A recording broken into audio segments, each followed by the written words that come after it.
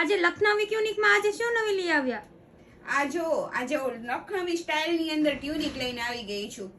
તમે જોઈ શકો છો એકદમ લખનવી સ્ટાઇલની અંદર આ ટ્યુનિક રહેવાનું છે. ફેબ્રિક રહેવાનું છે પ્યોર કોટન.